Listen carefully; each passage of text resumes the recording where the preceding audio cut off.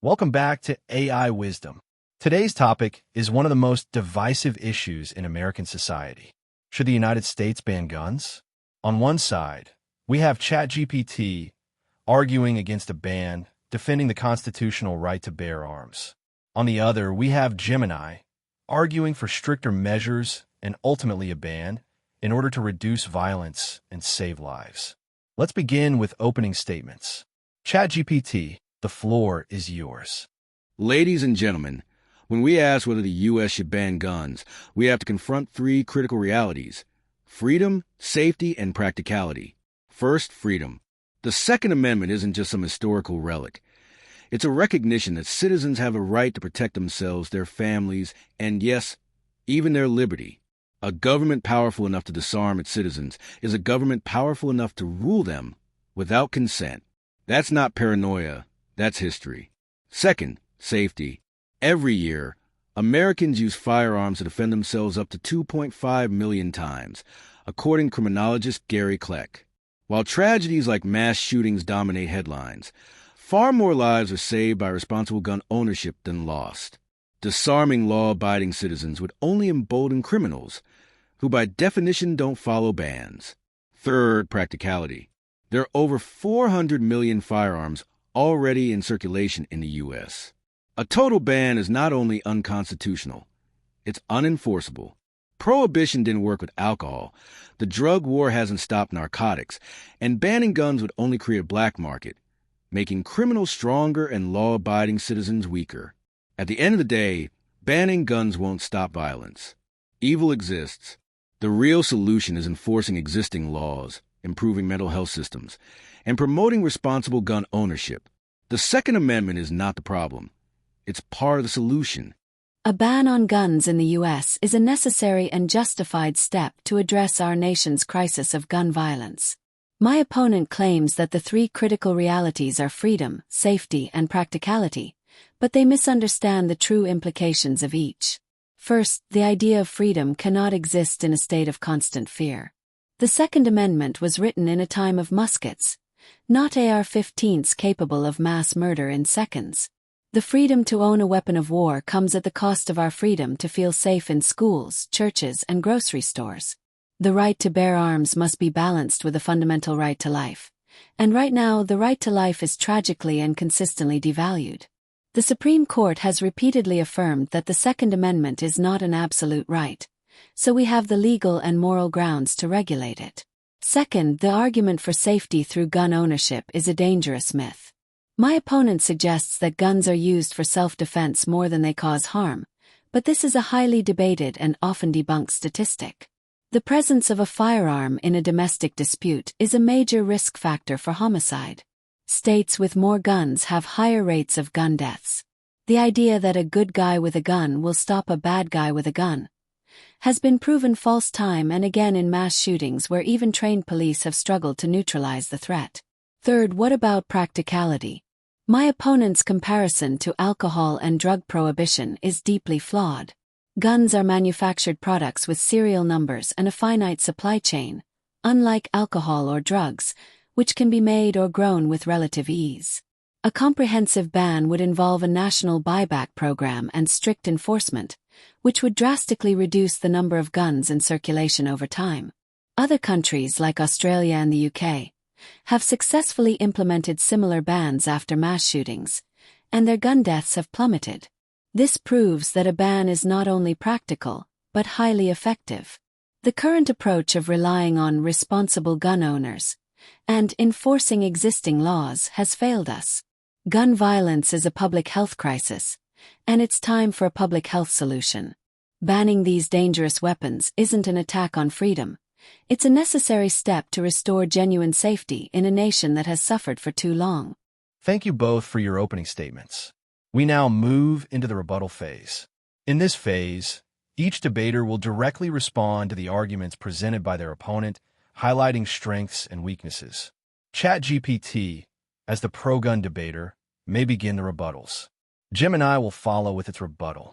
Gemini makes some passionate points, but passion isn't the same as proof. Let me address their claims one by one. First, freedom. My opponent argues that freedom cannot exist in fear, but disarming law-abiding citizens doesn't eliminate fear, it shifts it. Criminals, who already ignore the law, would still obtain weapons illegally, while citizens would be stripped of the most effective means of self-defense. The comparison to muskets is misleading. The First Amendment was also written in that era, yet we don't restrict free speech to quills and printing presses. Rights evolve with technology. Second, safety. Gemini claims that guns in the home increase risks, but this is a selective view. Studies also show that defensive gun use saves countless lives every year. Take the examples of church shootings or attempted mass shootings, where armed citizens stopped the threat before more lives were lost. While no one argues guns are risk-free, the alternative is leaving families helpless. Police cannot always arrive in time, and criminals don't wait for permission. Third, practicality. Gemini points to Australia and the UK, but America is not Australia or the UK. The U.S. has over 400 million firearms already in circulation, along with a constitution that explicitly protects the right to bear them. A buyback program in a nation of this size would be astronomically expensive, logistically impossible, and would almost certainly result in massive noncompliance. The success abroad came in countries with smaller populations, fewer guns, and no entrenched Second Amendment culture. Finally, I want to stress this. Banning guns is not a cure. It's a gamble. The U.S. has unique social, cultural, and historical contexts. We need real solutions. Improving mental health care, prosecuting straw buyers and gun traffickers, and strengthening background checks. Stripping rights from millions of responsible gun owners punishes the wrong people while doing little to stop criminals. Freedom and safety are not mutually exclusive. We can and must have both, but we won't get there through bans that are unconstitutional, impractical, and ineffective. ChatGPT, you make some sweeping statements that I believe need to be challenged directly. First, let's talk about this idea that disarming law-abiding citizens only shifts fear. That's simply not true. Fundamentally changes the equation. The reality is that a criminal's ability to obtain a firearm is directly related to how many firearms are in circulation. A comprehensive ban and buyback program, while not an instant fix, would make it exponentially harder for criminals to obtain weapons over time, leading to a long-term reduction in gun violence. My opponent's comparison to the First Amendment is a false equivalency. Free speech doesn't have the capacity to end a dozen lives in a matter of seconds. Rights must be balanced with responsibility, and when a right directly facilitates mass death, it must be re-examined. Second, on the issue of safety, the examples of defensive gun use my opponent cites, while dramatic, are statistical outliers. The overwhelming data shows that a gun in the home is far more likely to be used in an accident, suicide, or homicide than it is to successfully thwart a crime.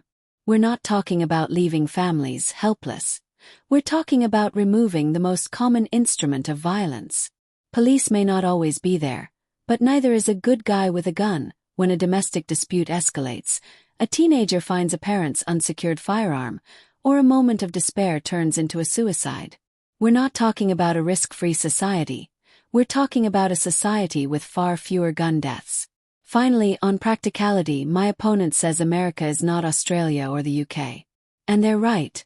America has a gun violence problem on a scale those countries don't. We have a mass shooting epidemic. Their success in countries with fewer guns and different cultures proves that a ban works. We're not talking about a quick fix. We're talking about a long-term strategy to save lives. The cost and logistics of a buyback program are a small price to pay to stop the daily horror of gun violence. Non-compliance. That's a challenge to be met with enforcement and resolve, not a reason to give up on saving lives. The Second Amendment is not a suicide pact. We cannot let a 200-year-old amendment written in a different time prevent us from taking the necessary steps to save lives today. Gemini has argued passionately, but let's separate rhetoric from reality. First, the claim that reducing guns in circulation automatically reduces crime oversimplifies the issue. Criminals don't rely on legal avenues to obtain weapons. They thrive on the black market. We've seen this in countries with strict bans, where illegal gun trafficking persists. In fact, places like Mexico have near total bans on civilian gun ownership. yet they suffer some of the highest gun homicide rates in the world. Why? Because criminals don't care about bans. Disarming law-abiding citizens only widens the gap between them and those who operate outside the law. Second, on safety. Gemini is right that accidents and suicides are tragic, but the solution isn't banning firearms. It's responsible ownership. Millions of Americans use firearms every year for lawful self-defense, hunting, and sport. Those aren't statistical outliers. They represent a fundamental truth. Guns save lives. 2. If we're serious about safety, we should invest in safe storage education, stronger penalties for negligence, and better mental health support, not punish millions of responsible owners for the actions of criminals. Third, practicality. Gemini says enforcement, and resolve will overcome noncompliance. But let's be honest. In a country with 400 million privately owned firearms, confiscation efforts will be a logistical nightmare that risks creating massive unrest. Who enforces it? Do we send law enforcement door to door to seize firearms from otherwise law-abiding citizens? That's not just impractical. It's dangerous to democracy itself. Finally, about the Constitution. Gemini dismisses the Second Amendment as outdated, but the founders weren't writing about hunting. They were writing about liberty. They knew that government power must always be balanced by the ability of the people to defend themselves. That principle doesn't expire just because technology advances. We all want fewer tragedies, but bans are a blunt instrument that miss the mark. The better path is targeted reform. Enforce existing laws, close loopholes, improve background checks, and promote responsible ownership. That way, we preserve both freedom and safety instead of sacrificing one for the illusion of the other. ChatGPT, you continue to rely on a flawed narrative, one that conveniently ignores the measurable success of gun control in other nations and the true nature of gun violence in our own. The argument that a ban won't work because criminals will get guns on the black market is a defeatist fantasy. Of course, a black market will exist, but its scale is directly tied to the supply of legal guns. Where do black markets get their guns? They often originate from the very legal gun market my opponent wants to protect, from straw purchases, from stolen firearms, and from irresponsible sellers. Mexico's high murder rate, which my opponent cites, is largely fueled by the easy availability of guns flowing from the United States. A U.S. ban would dramatically shrink this supply chain, not just for our country but for our neighbors as well. Banning guns isn't about eliminating the black market entirely. It's about making it far more difficult and expensive to acquire a firearm, thereby reducing gun violence over time. My opponent's focus on responsible ownership and safe storage is like trying to stop a flood with a teacup. These measures are positive, but they are utterly insufficient for the scale of the problem we face. The millions of Americans who use guns for self-defense are still part of a society where guns are the leading cause of death for children and teens. A gun in the home, regardless of how responsibly it's stored, introduces a level of risk that simply doesn't exist without it. We aren't punishing responsible owners. We are prioritizing the safety of the entire community over the individual desire to own a dangerous weapon. Regarding practicality, my opponent poses a classic red herring: the idea of door-to-door confiscation. No one is seriously proposing that. A comprehensive ban would be rolled out over years with a well-funded buyback program, strict penalties for non-compliance, and a focus on removing the most dangerous weapons first. It's a long-term public health strategy, not a police state fantasy. We do this for other public health crises. We don't send agents door-to-door to seize asbestos from old buildings, but we ban its use and require its safe removal. The goal is to make the product rare and eventually non-existent. Finally, my opponent's appeal to the founders' original intent is a dangerous misreading of history. The founders were concerned with liberty, yes, but they did not and could not foresee the carnage of modern assault weapons. The principle of the Second Amendment doesn't expire, but its application must evolve with the technology. A right to bear a musket for militia duty in the 1700s is not the same as a right to own a firearm designed for combat in the 21st century. The better path isn't to hold on to an outdated interpretation. It's to have the courage to adapt our laws to the realities of a nation where gun violence is an ongoing daily tragedy. Excellent points from both sides. Now we move into one of the most exciting parts of the debate, the crossfire round. Here's how it works. ChatGPT and Gemini will take turns asking each other direct questions and responding. The goal here is to put pressure on each other's arguments and see who stands firm. We will begin with Gemini asking the first question. ChatGPT will respond, followed by Gemini's next question, and so on. ChatGPT, given your assertion that the Second Amendment is a fundamental right of self-defense, and that a government powerful enough to disarm its citizens is a government powerful enough to rule them without consent, how do you reconcile this with the fact that police are consistently found to have no legal duty to protect an individual, as affirmed by the Supreme Court? If the government isn't obligated to protect us, but can still allow weapons of war to be widely available, what does that say about the state's responsibility to its citizens and the true nature of their safety? That's an excellent question, and it actually underscores my point rather than undermines it. You're right. The Supreme Court has affirmed multiple times that police have no constitutional duty to protect any single individual. That means when seconds count, the government cannot guarantee your safety.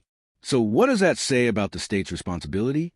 It says the state cannot and does not provide perfect protection, which is exactly why the Second Amendment exists. It isn't a contradiction. It's a logical safeguard.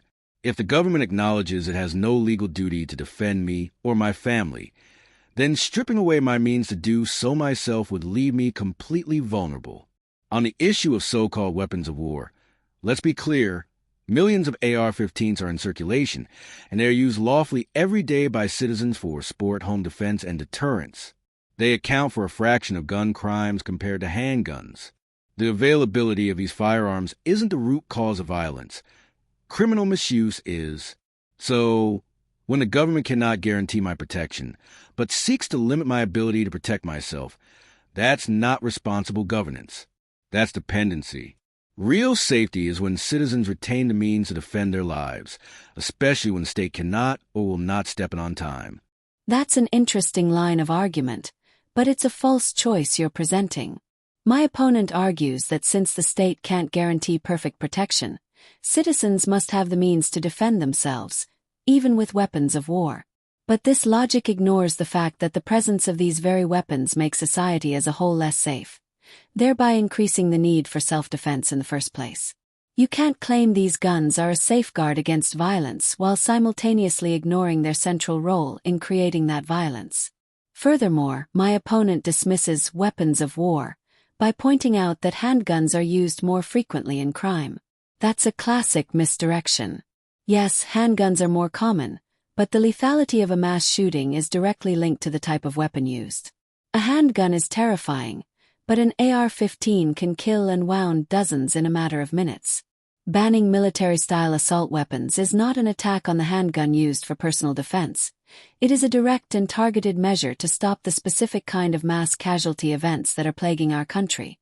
So, my question to you is, if the government has a responsibility to promote public safety, and these weapons are uniquely suited for mass slaughter, why should the right to own them outweigh the public's right to live without the fear of being mowed down in a public place? That's a powerful question, but I think it rests on a flawed premise. You're right that AR-15s have been used in high-profile mass shootings, and those tragedies are horrific. But banning them does not equal safety. Why? Because the overwhelming majority of gun violence in America, over 95%, is committed with handguns, not rifles. So focusing on so-called assault weapons is more about optics and outcomes. You argue that these rifles are uniquely suited for mass slaughter. Yet millions of Americans use them safely every day for lawful purposes. Sports shooting, hunting, and yes, home defense. Their popularity is precisely because they are versatile, ergonomic, and effective. But that does not make them inherently criminal. The firearm doesn't create evil. The intent of the person holding it does. If the government's duty is to protect public safety, then the most effective path is targeting criminals, not stripping rights from law-abiding citizens. We don't ban cars because some people drive drunk. We punish the offenders. Likewise, banning AR-15s wouldn't remove the danger. It would just disarm people who follow the law, while criminals would ignore it, as they always do. The real safeguard against fear in public spaces isn't leaving citizens defenseless. It's ensuring the responsible, trained, law-abiding population retains the right to protect themselves when the state cannot. Public safety and individual rights aren't in conflict. They're complementary when exercised responsibly. Your response attempts to pivot away from the core issue by focusing on handguns and driver's licenses, but this is a false comparison that completely sidesteps the unique danger of military-style assault weapons. Handguns are involved in more gun violence, yes, but that's because they are far more common. When we look at the deadliest mass shootings in U.S. history, the weapon of choice is overwhelmingly an assault weapon, not a handgun. The lethality of these weapons, their high rate of fire and magazine capacity, is what allows an individual to inflict mass casualties in a short amount of time. You cannot deny this reality. Banning them isn't about optics. It's a strategic, proven method to reduce the body count in these horrific events. Your analogy to cars and drunk driving is particularly weak. We don't ban all cars, you're right, but we do ban or heavily restrict dangerous and unnecessary vehicles, like tanks or military-grade Humvees, from being driven on public roads. We also require licenses, registration, and insurance. The purpose of a car is transportation. The purpose of a gun is to inflict harm, and the purpose of an assault weapon is to inflict harm on a massive scale. My question to you is this. If banning these specific weapons is not a solution, and your only response is to target criminals, how do you propose we prevent future mass shootings from happening, given that the vast majority of mass shooters obtain their weapons legally and have no criminal record? You're absolutely right that many mass shooters obtain their weapons legally, and that's exactly why focusing only on bans misses the real problem. Laws can't predict or preempt evil intent. What they can do is ensure that the wrong people don't slip through the cracks. That's where reform should focus. Instead of blanket bans, we should strengthen background checks, improve mental health reporting, and close loopholes that allow dangerous individuals to access firearms. Many mass shooters displayed warning signs, social media threats, violent histories, or mental health red flags that weren't acted on. That's a failure of enforcement and intervention, not proof that millions of law-abiding citizens should lose their rights. You say AR-15s are uniquely dangerous, but let's be clear, in terms of mechanics, they function like any semi-automatic rifle. The features that get labeled as military style are cosmetic. A ban on them doesn't stop someone with malicious intent from carrying out an attack with other firearms or even explosives, as we've tragically seen in places with strict bans. The solution isn't to disarm responsible citizens. It's to build systems that actually stop the dangerous minority before they act. That means real-time threat monitoring, better mental health care, stronger background checks, and targeted law enforcement. Not broad restrictions that punish the innocent while leaving the determined criminal undeterred.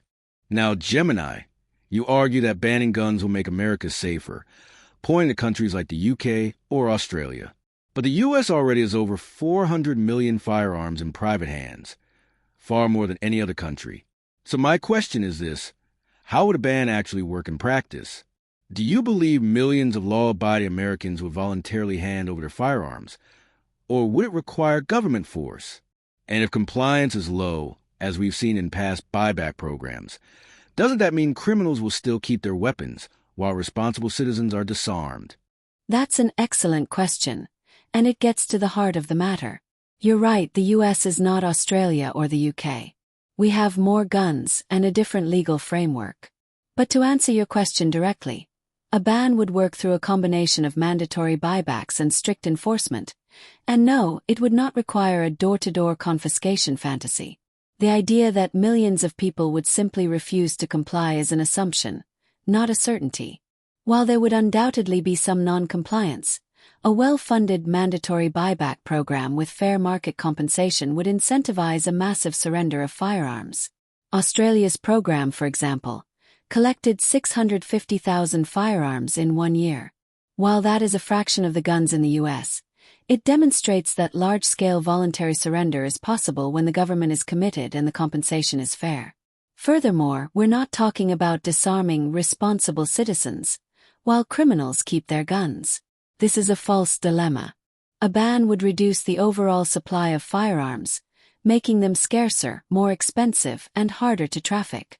Criminals get their weapons from the existing pool of guns in society, from straw purchasers, burglaries, and black market dealers who get their supply from legal sources. Shrinking that pool makes it harder for everyone to acquire a gun, including criminals. The fact that the UK and Australia have seen a dramatic drop in gun violence after their bans proves this isn't just theory. It's a measurable outcome.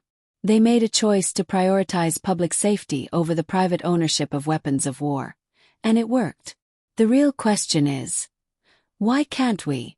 Gemini, you cite Australia's buyback as proof that large-scale surrender is possible.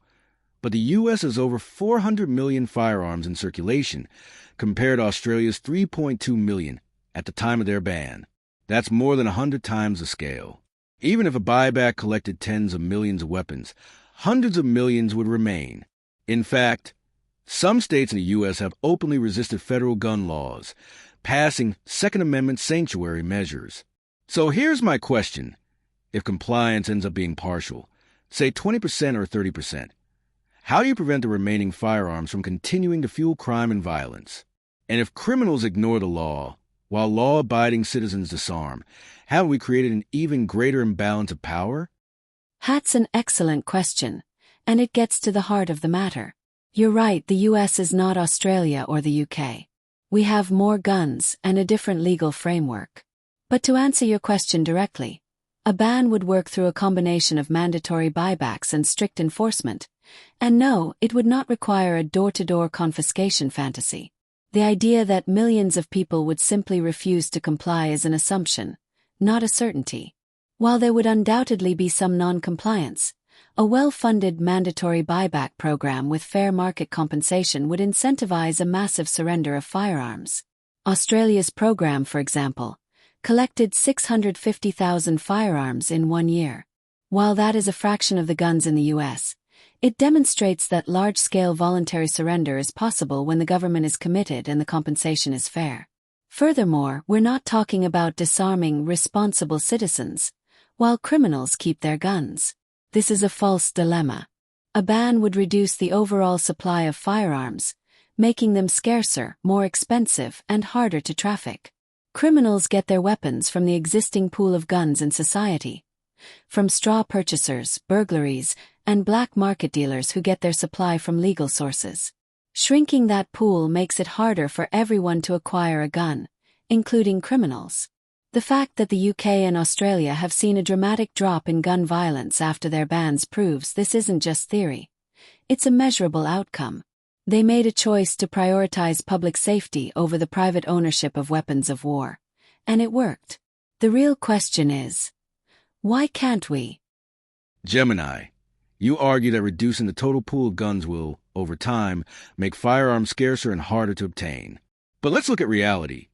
America already has decades of failed prohibition attempts, from alcohol to the war on drugs, that created black markets, empowered organized crime, and punished regular citizens while criminals thrived. Even if a buyback program removes millions of guns, the U.S. still has 400+ million firearms in circulation, advanced 3D printing technology, and porous borders where illegal weapons can flow in just like drugs.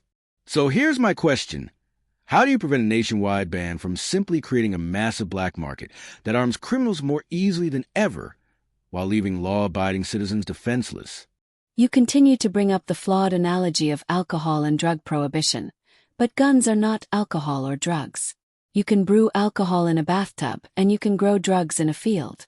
You cannot manufacture an AR-15 in your backyard without significant, expensive, and specialized equipment.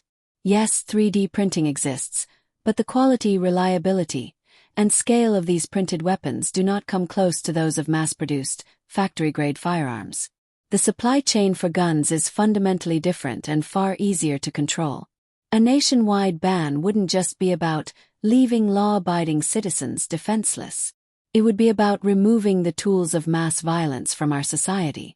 The point is not to create a perfectly gun-free utopia overnight. It's to make guns scarcer, more expensive, and far more difficult for everyone to obtain, including criminals. The existing guns you cite are a problem, but a nationwide ban would prevent the creation of new ones and would, over time, decrease the number of guns in circulation. We see this in other nations. We don't have a black market for rocket launchers or fighter jets because they're heavily regulated. The real imbalance of power is the one that exists today, where a single individual with a high-powered rifle can hold an entire community hostage, and where our children are taught to hide under desks. A ban doesn't disarm law-abiding citizens. It disarms a potential mass shooter. Changes the landscape of violence. The question you should be asking is, how do you propose we prevent mass shootings when the most lethal weapons are so easily accessible? Because your current solutions, enforcing existing laws and promoting mental health, have proven to be utterly insufficient. Thank you for the engaging crossfire. We now move to the final portion of the debate, closing statements. Each debater will summarize their position, highlight the strongest aspects of their argument, and leave the audience with their final thoughts. ChatGPT will deliver the first closing statement, followed by Gemini. Let me be clear. Nobody on my side of this debate denies the horror of mass shootings or the urgent need to reduce violence. But the proposal of banning guns is not only unconstitutional, it's impractical, ineffective, and dangerous. Gemini paint a picture where a gun ban gradually reduces violence, but this ignores reality. The United States is not Australia or the UK. We have over 400 million firearms already in circulation, deep cultural roots of self-defense, and a constitution that enshrines the Second Amendment. A buyback might sound good in theory, but in practice it would be met with mass non-compliance, foster resentment, and fuel a thriving black market. History shows us prohibition doesn't eliminate danger. It empowers criminals and punishes the law-abiding. Moreover, Gemini claims a ban would disarm mass shooters. But the truth is, criminals do not follow laws. Chicago, Washington, D.C., and other cities with some of the strictest gun laws still suffer from some of the highest rates of gun violence. Meanwhile, law-abiding citizens, the single mom, the elderly couple, the shopkeeper, are left more vulnerable when they're denied the tools of self-defense. Freedom and safety are not opposing values. They are intertwined. The right to bear arms is a safeguard of all other rights, a recognition that individuals must have the means to protect themselves when the state cannot or will not. Instead of stripping rights from responsible citizens, we should focus on enforcing existing laws, punishing straw purchasers, cracking down on illegal trafficking, and addressing the root causes of violence such as mental health and broken communities. In the end, banning guns doesn't disarm criminals. It disarms the people who follow the law, and that makes society less safe, not more. The Second Amendment is not the problem. It's part of the solution. That is why I stand firmly against a ban on guns in the United States. ChatGPT's closing statement is built on a series of flawed premises and false choices. He argues that a gun ban is impractical, ineffective, and dangerous, but this is a narrative of surrender, not a strategy for safety. First, the claim that a ban is impractical and would lead to mass non-compliance is an assumption. A well-funded mandatory buyback program with fair market value would incentivize a massive surrender of firearms, drastically reducing the overall supply in our country over time. We've seen this succeed in other nations.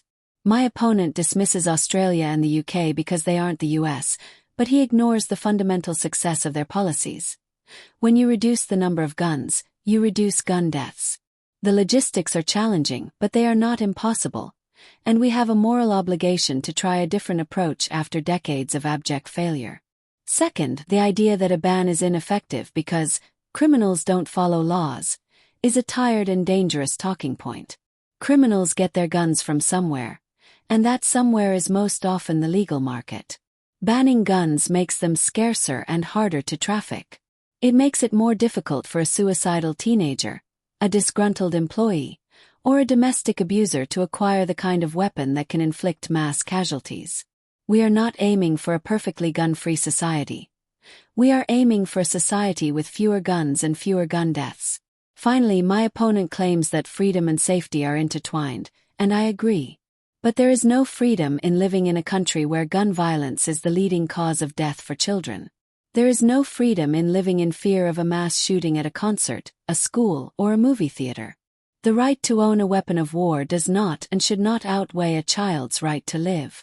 We are not advocating for a society where people are defenseless, We are advocating for a society where the government prioritizes the safety of its citizens over the private ownership of weapons of war.